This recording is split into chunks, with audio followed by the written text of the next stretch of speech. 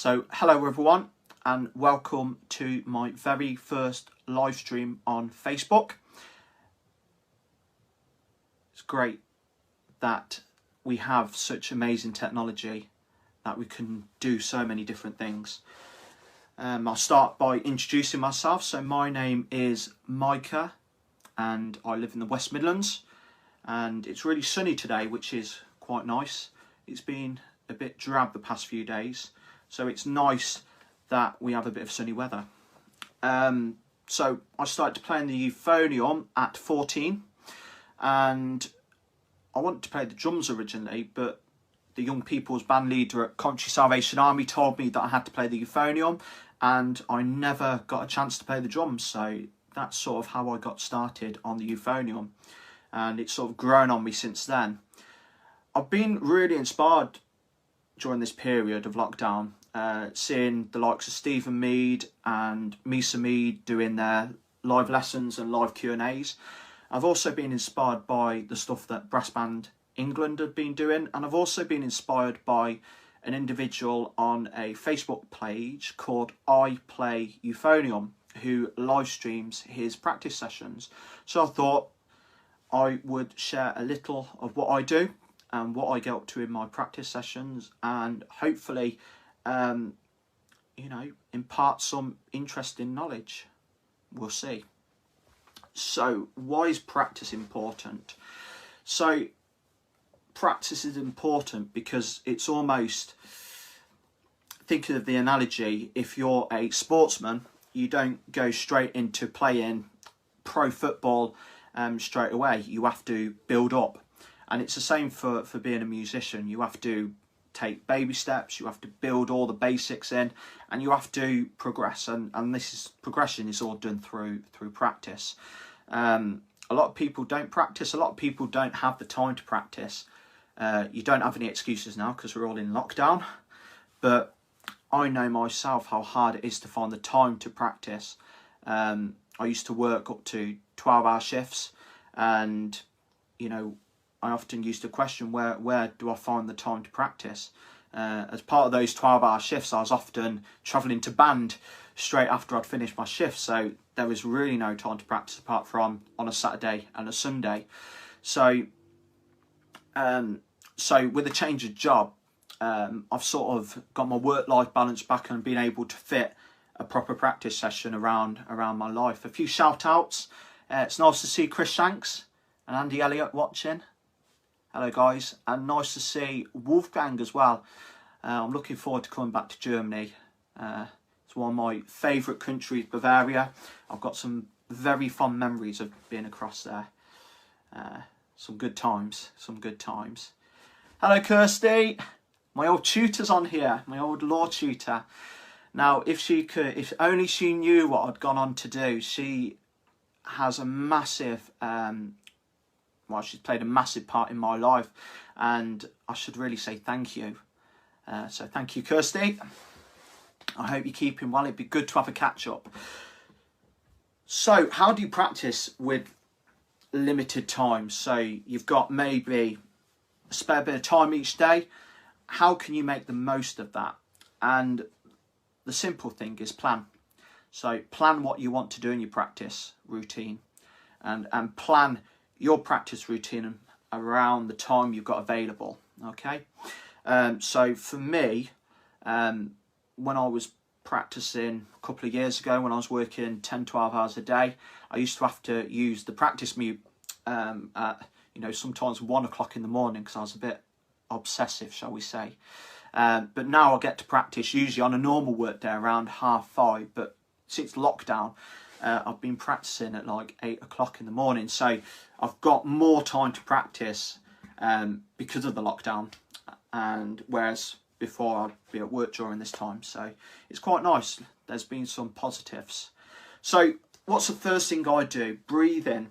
Now, a lot of my students around college will catch me taking breaths in and out, and they'll think I'm asthmatic or something because I'm always pushing myself to my limit to see how far I can push my lungs. So breathe in. we all have to breathe. If we don't breathe, we die. And it's the same for playing the euphonium or playing any brass instrument. If you don't breathe, you can't get a good sound, you can't sustain phrases, and you know, you may lose a bit of the consistency in your approach. So where do I start? I start nice and simple. So I do some strange exercises. So in the morning when I wake up, I may not be awake, I'm quite tired. I'm not really aware, and so I have to use lots of different strategies to wake myself up and get myself in the zone. So I use my arms. So when I breathe in, push my arms back, and when I breathe out, I push my arms forward. So I'll show you a few exercises. So the first exercise I do is I breathe in for 2 beats, and then I breathe out for 4 beats. So like this. So.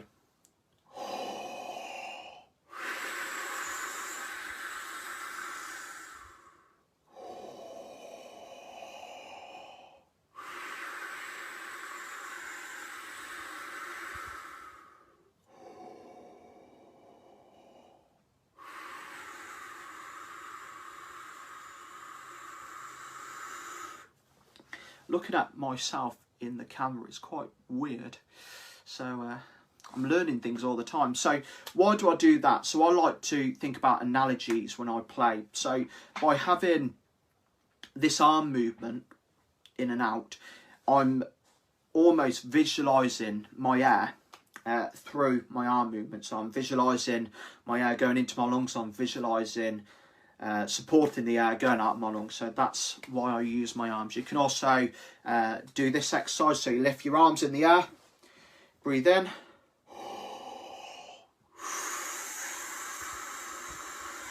so you're pushing the air out on this one. So you can use a number of different strategies.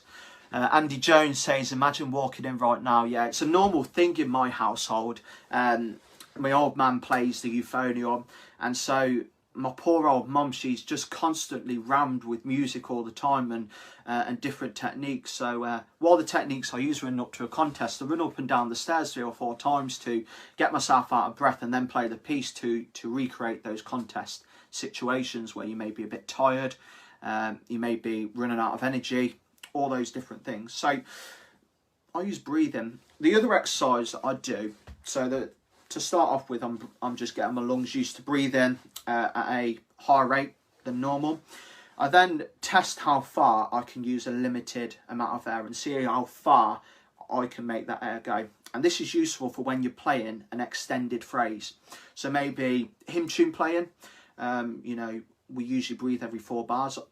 Maybe sometimes you want to breathe every 8 bars. So how can we do this? And this is by training your lungs and getting used to, you know, extending yourself. By challenging yourself, you get better. That's the way I see things. So this little exercise is all about taking a quick breath in and then making that air go as far as possible. So I usually breathe in for 1 beat, out for 8 beats. So like this. So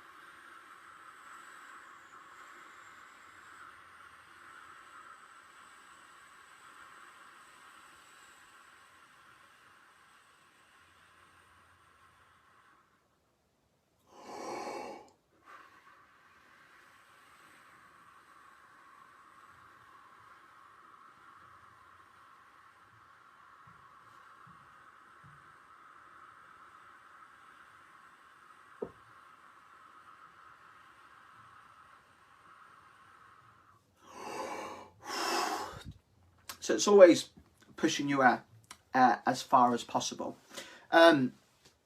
So I always start progressively. So I don't start by playing high notes. I don't start by picking the instrument up and playing. I start by incrementally warming up all the things which I'm going to use within my practice session. So I've warmed up my lungs, I'm breathing, I'm slowly waking up if I'm practicing in the morning. The next thing I want to wake up is my fingers. So for euphonium players, we use these 4 fingers. If you're left-handed, you're pretty much stuffed. I know quite a few left-handed players and they really struggle. So euphonium players use these 4 fingers. Cornet players, trumpet players, horn players will use these 3. Trombone players use this. But what I do, I like to warm my fingers up. So I get my left hand in a fist. I get my 3 fingers which I'm going to be using. I put them on my fist and I train them. So I will train the first muscle, train the second finger muscle, and the third finger muscle. Now when I'm feeling a bit comfortable with this, I do little patterns of exercises. So maybe 1, 2, 3, 1, 2, 3, 1, 2, 3, 1, 2, 3, 1, 2, 3, 1, 2, 3. Opposite, 3, 2, 1, 3, 2, 1, 3, 2, 1, 3, 2, 1, 2, 3, 1, 2, 3, 1, 2, 3, 1, 2, 3, 1, 2, 1, 3. So you can do different patterns of exercise, and this ensures that your fingers are working independently. So a lot of players, when they first start this, they'll start doing 1 and both the fingers will come up, whereas you need to train your muscles to act independently of each other. So 1, 2, 3, 3, 2, 1, 2, 3, 1, 2, 1, 3. If you want to add your little pinky in, you can do 1, 2, 3, 4, 4, 3, 2, 1, 1, 2, 3, 4, 4, 3, 2, 1, 2, 3, 4, 1. And you could do different combinations. Now, when I first started in the workplace, I found that I'd gone from a university environment where I was practicing for maybe 3-4 hours a day to being able to only practice maybe an hour a day. And so I started to develop techniques which would cut down my practice routine at home, but also utilise the time I had at school or higher education where I was working at the time. So that's where I developed more of my breathing and more of my finger exercises. I could be sat in lesson and I could be doing my little finger exercises. If you want to train this one, you know, pretty simple. You can even do the exercises on this hand. A lot of the time, if you've been playing an extended technical passage for a long time, your fingers can start to freeze up. So make sure you're always shaking your hand, keeping your wrist and your fingers loose, because that will help with the build-up of acid within your fingers. So that's just a little bit about what I do. So we've warmed up the lungs, we've warmed up the fingers. The next thing we're going to warm up is our lips. So most of you will know there's around 22 muscles within this area, so within the lip area. And, you know, if we start putting a bit of metal to our lips and, you know, blowing notes, we're going to damage these. So we need to warm them up, we need to get blood into the lips, and we need to, you know, take our time. Because if we're rushing into practice, we're not taking our time, and equally are we, you know, making the best use of, you know, the time we've got to practice. So I just disconnected there, so I'll just say that again. So you don't get a runner running a marathon straight away. They do their warm-ups, they train for a long period of time. They have a consistent pattern of training which they will go through to ensure that they are fit enough to run that marathon. And so as musicians, we need to take that same sort of approach, okay? So the next thing I do is what we call lip buzzing. So this is going to look really weird on the camera, but I hope you'll be able to get a bit of a feel for what it's all about. So lip buzzing is basically this.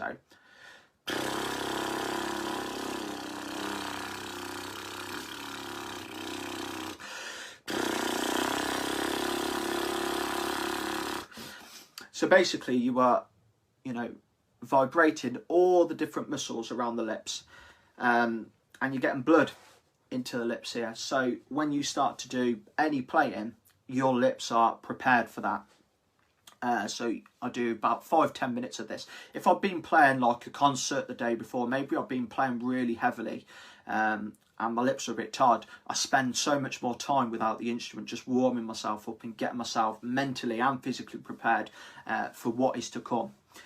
So I do that for about maybe 5-10 minutes, depending. And then I do another strange thing, which is the vowel sound. So A, E, I, O, U. And this stretches the muscles, so I usually hold it. So A, E, I, O, U. And that stretches all the muscles out. And I usually spend a bit of time, you know, alternating between those two different exercises. So buzzing my lips and doing the vowel sounds. So the next thing I introduce is the mouthpiece. So holding it between the thumb and the forefinger. A lot of people hold it like this, and I don't really understand why. It deadens the sound, and sometimes you can cover the opening, so I don't really understand why some people do that. But I hold it with my thumb and forefinger, and the first thing I do, I put it to my lips and I practice breathing through it. So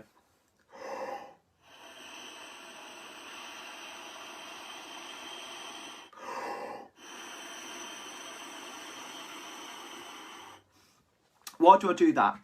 And the answer is I like to practice smart. I don't like to waste time. I know that my time is precious. I've got limited time, and so I don't want to put the mouthpiece to my lips and blow a dud note. I want to be able to have all the different parts that are required to play ready, so when I actually play, I'm going to be one step ahead of if I'm just not thinking about my practice. So I buzz a few notes to start with, so maybe a few long tones.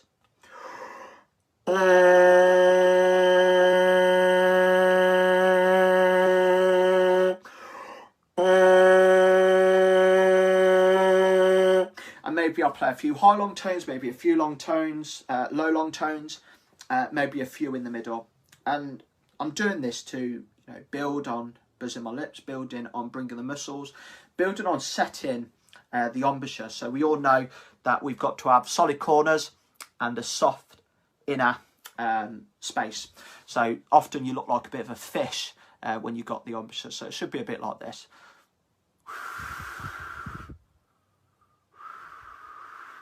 So the one thing you notice, there's a bit of a space between the teeth and the lips, so that allows the air to go, and it controls, along with the tongue, the speed of the air. So if I'm playing high, I'm going to be needing fast air, which will require the embouchure to be quite secure.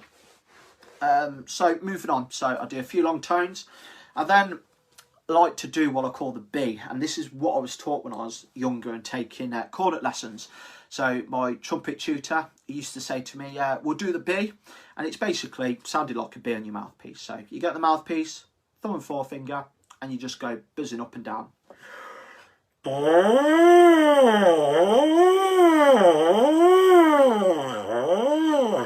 And that, again, it's all building up, it's all getting the lips vibrating, it's getting the blood into the muscles, and it's getting the embouchure set.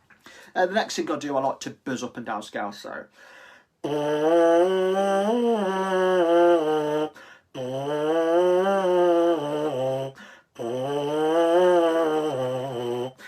and I'm not doing anything strenuous, so I'm staying within like 4 or 5 notes for quite a long period of time. I'm not pushing my lips to play high or play really low, so I'm not doing, I'm not putting myself under any induced strain yet. That's all got to come later when I'm more warmed up.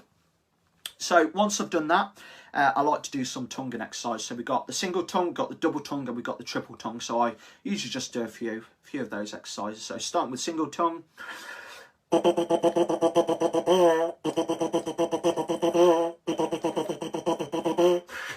So what I'm doing here is I'm now warming up the tongue.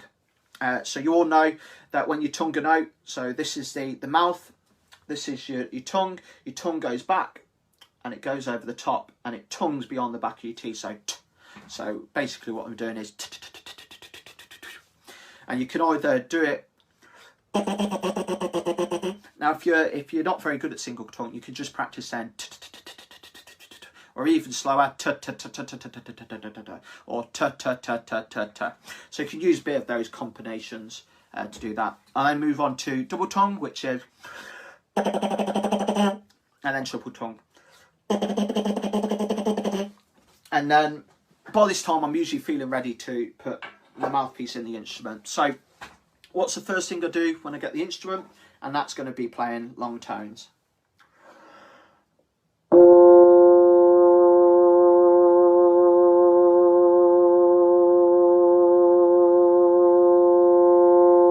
So the past however long we spent has all led up to this point. So the first note which I play on the euphonium. If the first thing I do in the morning is get my euphonium, play a note, it's not going to sound very good because I'm not warmed up, I'm not prepared, I'm not focused in my mind, I've not got into the zone. So this is why I take my time and I build up to this point. So I like to start with an exercise which is just going up and down in tones and semitones, so something like this.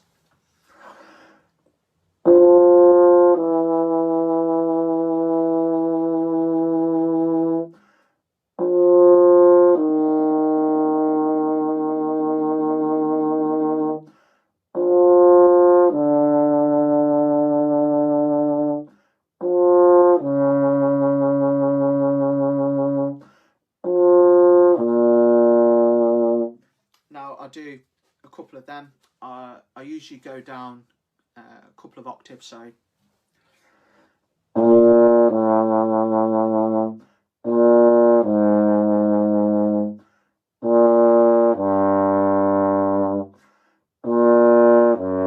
and so on and so forth, and maybe I'll add an extra octave down the bottom, etc, etc. So why do I do that? So again, thinking about the airspeed, thinking about the position on my tongue. I'm still not ready to fully do the challenging parts of playing the euphonium, like single, double, triple tongue. And I'm thinking about getting my sound right. I'm thinking about playing with a good sound. I'm thinking also about producing notes. A lot of the time, people don't think about the way they produce notes, and it always comes in.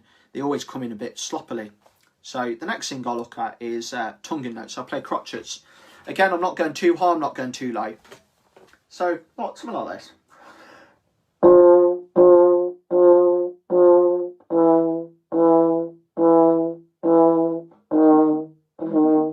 And sometimes I'll swap into maybe a bit of single tongue.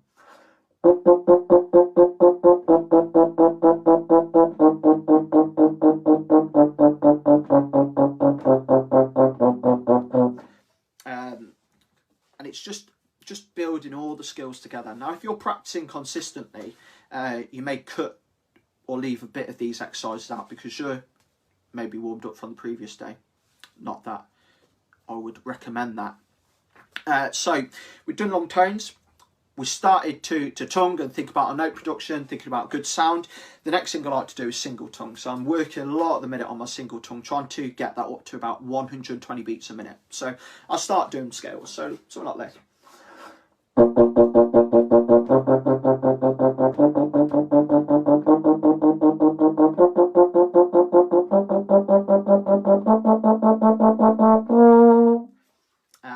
And maybe I'll do a different scale. Now, I don't use an exercise book for this first part because it's all up here, and I like to practice in a way which I would be when I was warming up for maybe a band or a concert. And it's always good. You can't take an exercise book onto the stage with you and warm up. So it's always good to have whatever you're about to do. So I'll just say that again because I've just frozen again. So I do apologise for that. So I was talking about using an exercise book. You can't take an exercise book on stage.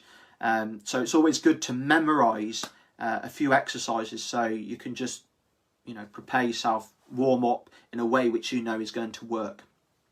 So the next thing I'll do is a few scalar exercises. So like this.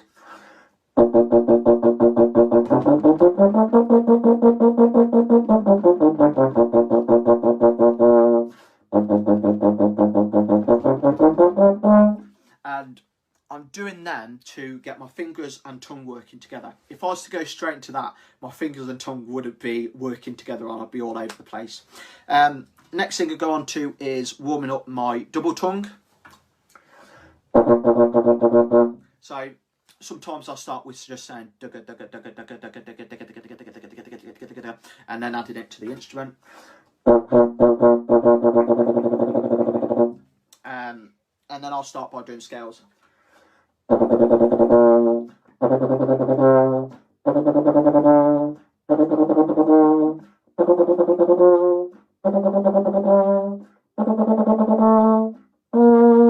Now you notice I'm not playing low and I'm not playing high because this is just a warm-up, so I'm still not ready to do all the challenging stuff. So maybe I've got a concerto to work on, and I know that if I go straight into that concerto, I'm not going to be prepared mentally or physically for that challenge. So this is why I take time in the morning to warm up and to do things properly.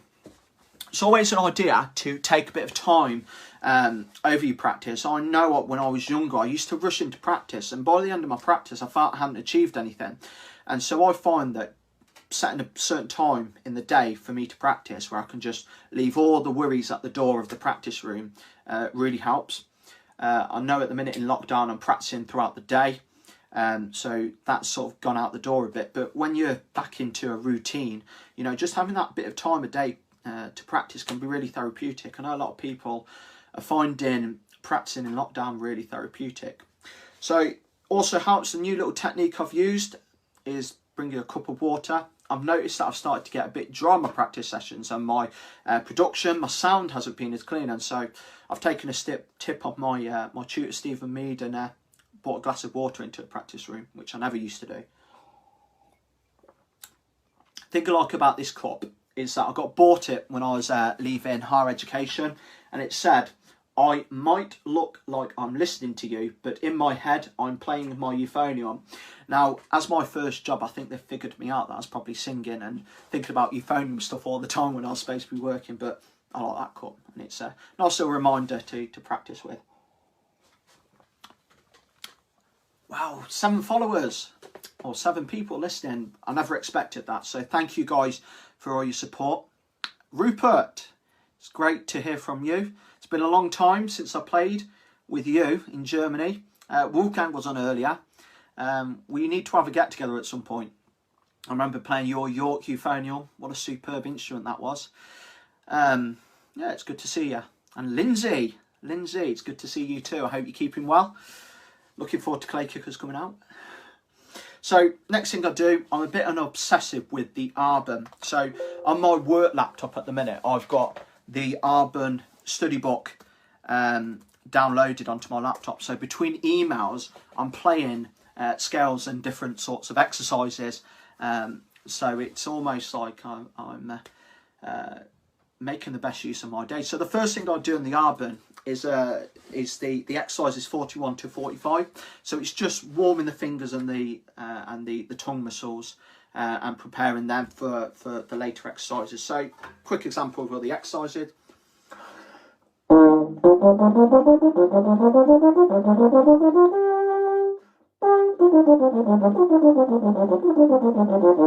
Now, you don't want to rush through them. I usually take my time, because the more you rush, the more your finger muscles aren't memorising things, the more your tongue muscles aren't memorising. So it's always good to just reduce everything to a basic level, so you're learning. So every day is a learning day. So maybe in the next exercise, maybe I can't play it. Maybe it's the first time I've seen this exercise. I'm going to approach it in a very slow manner, like this.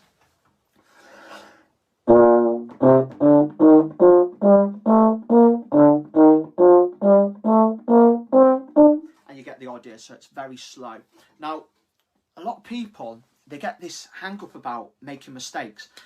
Practice is there to make mistakes. If you're practicing and everything sounds amazing, then you're doing the wrong thing. If you're practicing the practice room and you're sounding awful, then you're practicing the right thing.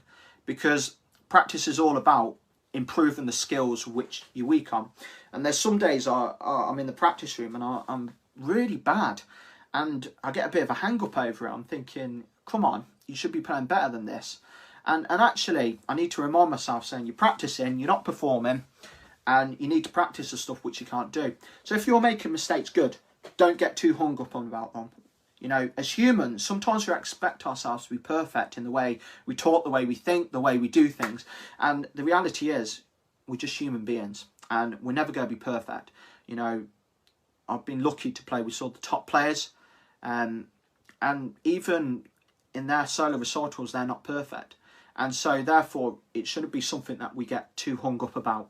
You know, music's for everyone. Music's not just for those people who are amazing at it. Music is for the beginners, those who've been playing for maybe 15 years, maybe you've just started learning. Music is for absolutely everyone. And during this period, you've got a grand opportunity to practice, to do all the things which you've been putting off. So, back onto routine. So, once I've done that, I'm quite obsessive with a couple of exercises in the Arbon, which I'm doing every day at the minute. So the first exercise is number 47. Guaranteed you've heard of this. So it goes a bit like this.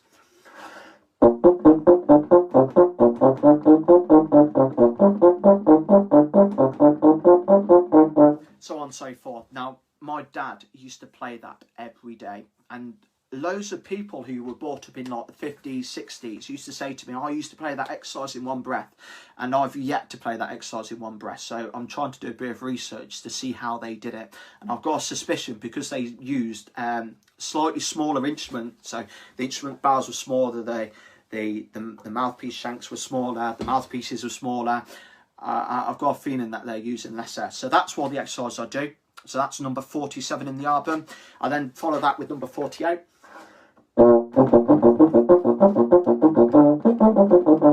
You get the idea. I'm not going to play these exercises for because I don't want you to get bored. I follow that with 49, which is another great exercise, etc, etc. And then I follow that with 50, which is octave jumps. Now, octave jumps are the things I find difficult. So this is stuff I have to work on. So this exercise, number 50 in the album.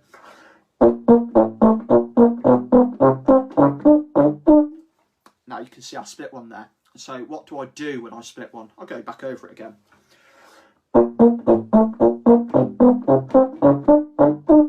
I did it again because I pressed the wrong valve, because sometimes you can get hang up and it gets in your mind. Now if you keep making mistakes on the same stuff over again, leave it and come back to it later.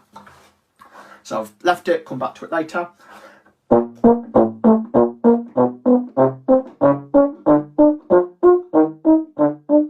And see, sometimes that bit of break from your mind can help you to play something better. So they're the exercises I love. I absolutely love playing them because I feel they challenge me. I feel they get me in the right frame of mind for playing.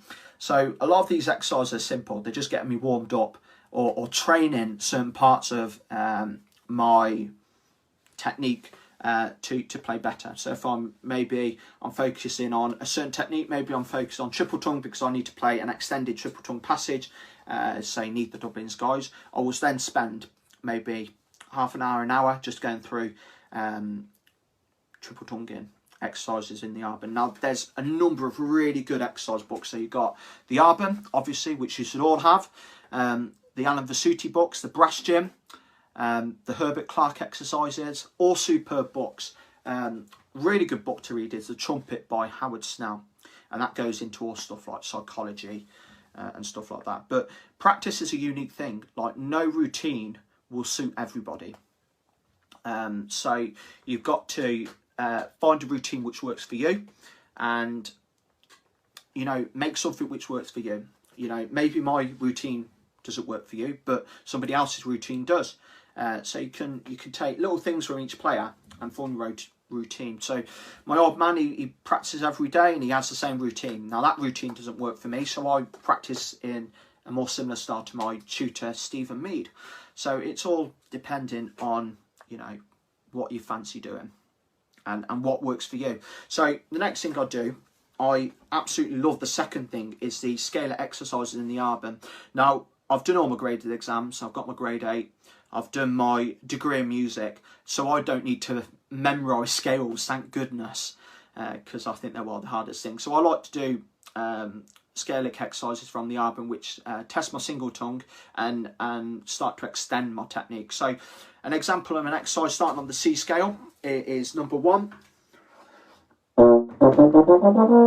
Now it starts simple, which is great in the morning because maybe your brain's not woken up. So starting simple with stuff which you know and your fingers know, which are in your muscle memory, is great, and it progresses. So the second exercise, so it starts with puts a slur in there, and then we get the third one, which adds an octave jump, and then we get a bit more of an extended technique, and then we progress on to number 5, which starts with an octave jump. And so all these exercises, they're extending your technique every exercise. So if you're warming up, it's just taking you a step at a time.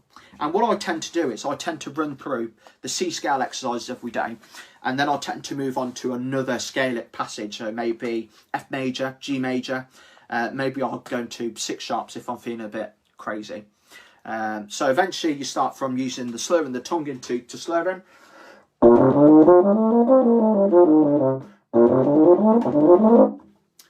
so you can extend your technique that way. So that's sort of my routine to start with. Now, this is where I sometimes go a bit off. So maybe I'll look at a piece, because by this time I know I'm warmed up and I know I'm in the zone, and I don't want to waste that mental energy on doing more exercises. So I will spend time, looking at a piece, for example. But for now, because we don't have enough time and I don't want to bore any of you, I'm just going to talk about a few other things which I do. So lip flexibilities. I think lip flexibilities are great for extending your range. So I start with playing crotchets and then maybe swap into quavers. So swing like this.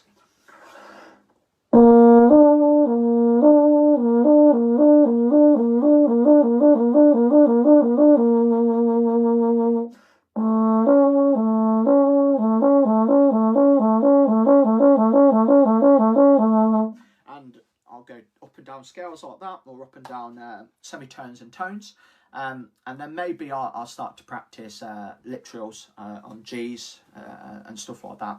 I like to do a lot of tricky finger exercises from the Alan Vasuti book, and I'll try and do them maybe once a week, or maybe the difficult finger exercise in the album, and then I move on to long tones. Now, sometimes people say, well, how do you play high? And people say, right, you've got to play low.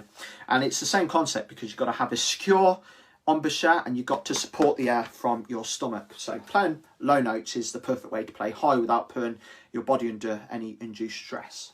So like this.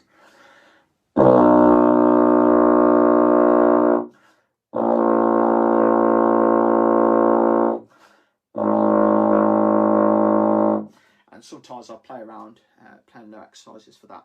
Now, at the end of my practice routine, so maybe I've looked at a skill in more depth, maybe I've played through a couple of concertos, so I'm pushing myself at the minute, and I thought I want to get rid of the boundary, so I'm playing a really amazing concerto called the Barfield Concerto for Euphonium. If you can watch it, it is probably one of the best Euphonium concertos ever created. When I first heard it, I was really taken with it. It's such a descriptive piece of music. So if you get a chance, go and listen to the Barfield Concerto. I'm also working on a really melodic piece of music called the Euphony Concerto, or the Euphony Concerto, which is brand new out.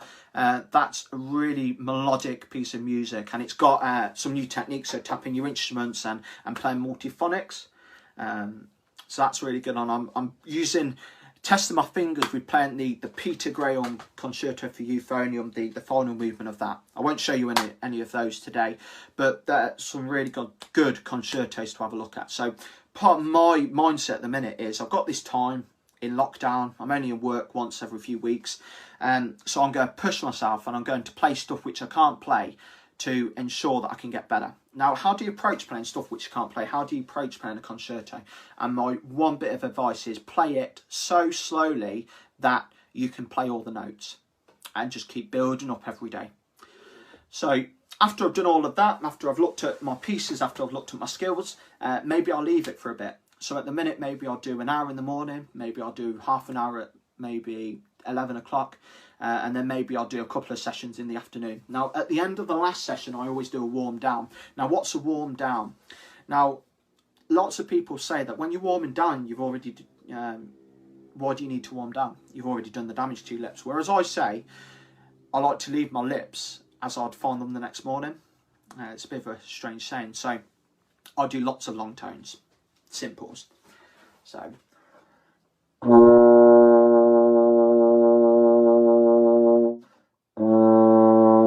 Now, I'm usually playing long tones up to 20 beats to 40 beats, anywhere between there.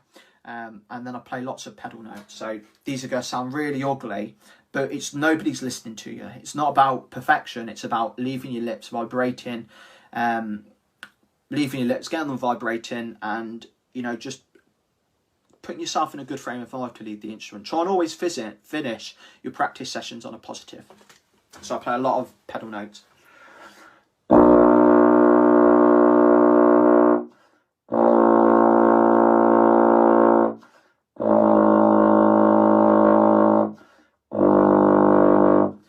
And obviously I'll go down and spend a bit of time there. I'll finish off by buzzing my lips, which I started my practice routine with. So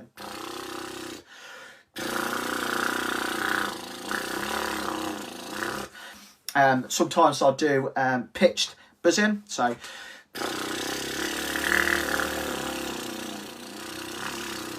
and then maybe I'll do the vowel exercises, so stretching the lip muscles, so A, E, I, O, U. So that's all part of my warm down, and maybe I'll spend 5 or 10 minutes doing that. Guys, I'd like to thank you for tuning in. I'm by no way, shape or form a professional player. I'm just an average individual who's gone to music college, got a degree in music, and now works in a totally different area or a totally different sector. And so I almost think there's this this space between us and the professional players. So like the professional players, their livelihood is to make music and to practice, whereas we always have, those of us who aren't professional, we have to you know, juggle our lives between our commitments, our work, and also playing. I know when I was younger, I was juggling a full day at work with commitments of playing abroad. So I remember preparing to guest solo in France for the first time, and I was having to juggle work with preparing a couple of pieces for France. And you think, well, I'm not a professional player, so how do I prepare in a way which is professional and which will be beneficial to me when I go abroad? And so I'm almost a bit, I come from an area where I want to support people who have limited time, who maybe haven't had the same opportunities of me, and I want to support people to have that opportunity. So if you've got any questions, feel free to, you know, put them on Facebook, send me a message in my music page. Guys, thank you for your support. We're all one community, and a lot of time when I was growing up, I saw musicians as individuals. So I used to see maybe a young conservatoire musician, and all they cared about was themselves. They'd never collaborated with other people, and for me, being a musician is more about the relationships that you create with people, and that support that not only you get given by people, but also what you can offer out. And during this period of lockdown, it's been amazing to see the amount of support which musicians have given each other. The other week, I was lucky to play a duet with John Starks. Now, John has been such a massive support to me over the past few years. I remember going for a lesson with him, and we spent 2-3 hours together, and he didn't take a penny from me. And he taught me so much in those few hours, which I still remember now. And he is such a huge influence in my life. And equally, Stephen Mead. I remember starting off with lessons with Stephen Mead in 2012. And Stephen has always had the time of day. He's written references for me. He's supported me to buy new instruments. He's given me countless lessons. He's even given me free lessons to boost my confidence. And so for me, being a musician is also about connecting and supporting each other. So if you've got any questions for me, please feel free to drop them in my inbox. I'd like to thank you for all your support. Thank you for watching, and I will see you all soon. So thank you. Bye-bye.